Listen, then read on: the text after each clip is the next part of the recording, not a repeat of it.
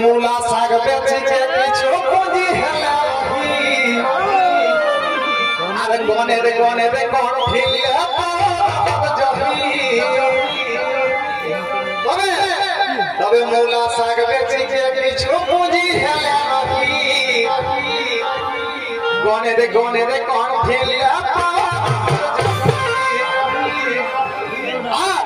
अरे कपड़ा बाटे खाली हद ठेला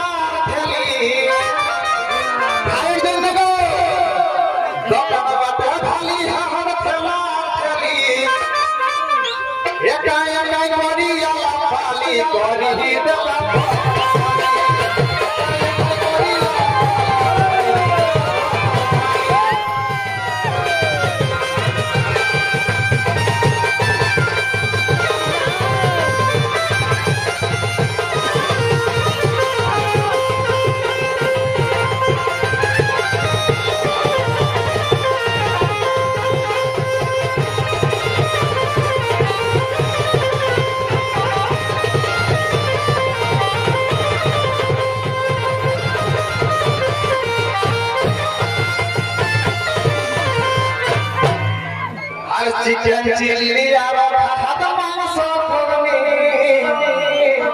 चॉप सिंगाड़ा दिगे भालिया फोरदनी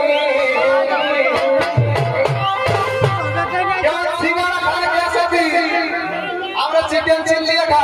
सिंगाड़ा खाने के अंदर कैसे जाती अरे चिकन चिल्ली खात मांस फोरदनी